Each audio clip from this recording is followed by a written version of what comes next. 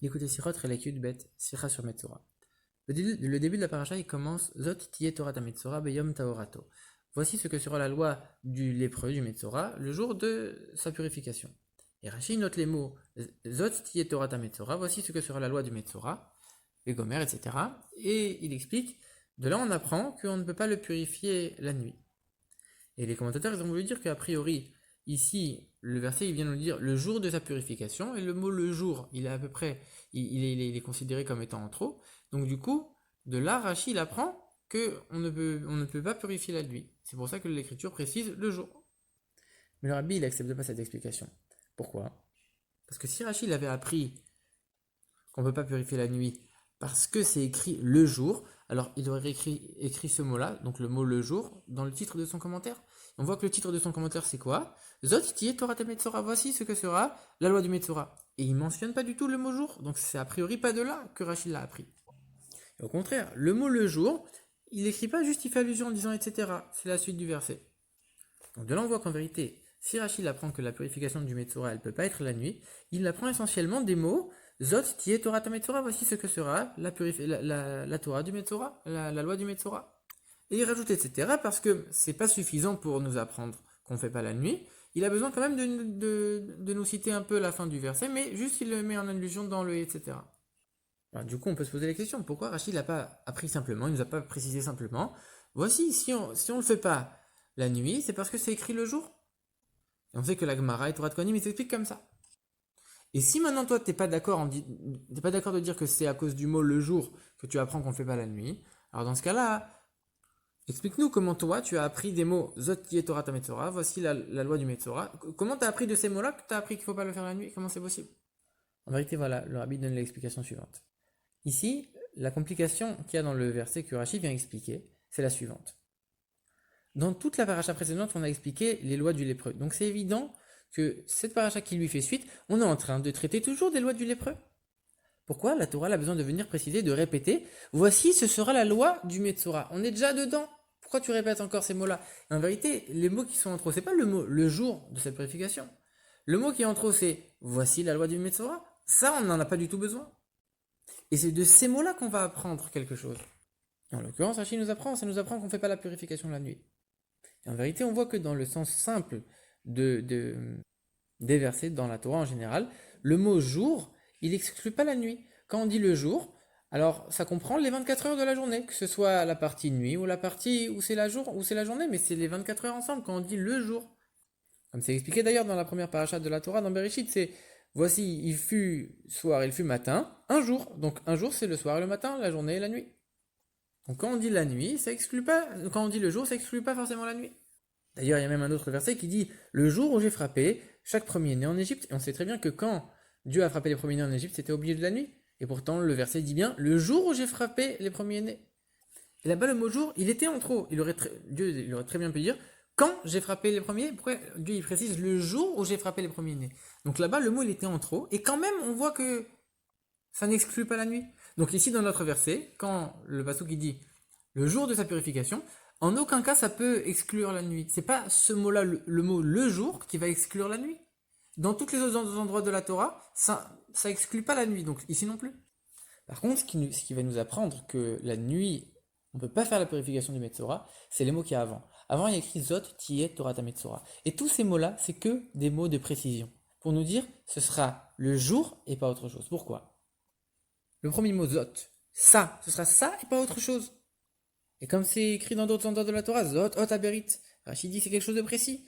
Achodesh Hazé, ce mois-là, c'est quelque chose de précis aussi. Il y a encore plein d'autres endroits. Zot, Tiye, ce sera comme ça et pas autrement. Ça aussi, c'est un langage de précision. Zot, Tiye, Torah, ah mais Torah, encore une fois, Torah, c'est quelque chose, c'est la loi, c'est quelque chose de précis. Et donc, du coup, du fait qu'on voit qu'il n'y a que des précisions, alors on comprend que le mot bayom, le mot le jour qui vient par la suite, lui aussi, il vient désigner quelque chose de précis.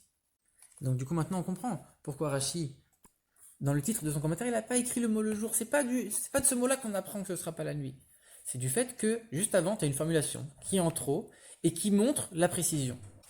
Et c'est pour ça que Rachid note dans son commentaire, ça nous apprend que ce ne sera pas la nuit. Et grâce à ça, on va aussi comprendre la question que les commentateurs, les Mefarshim, ils posent sur ce Rashi. Ici, Rashi vient apprendre que la purification ne peut pas se faire la nuit.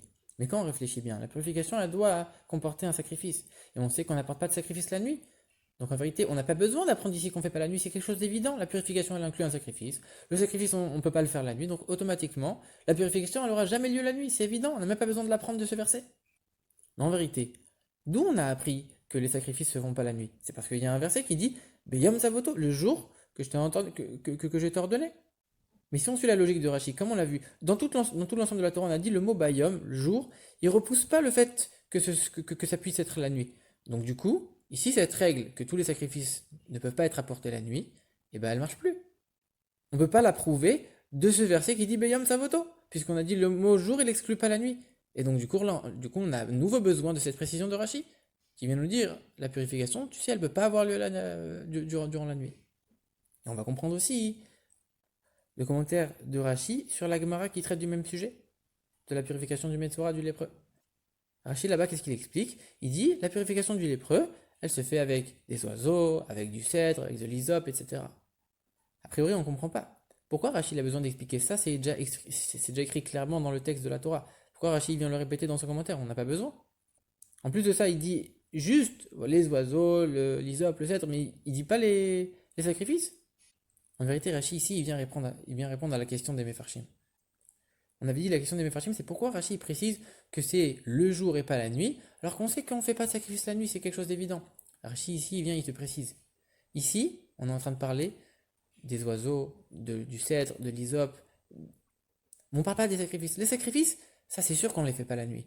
Mais par contre, tout le reste de la procédure de purification, avec les oiseaux, le cèdre et l'hysope, alors ça, c'est pas exclu qu'on puisse pas le faire la nuit.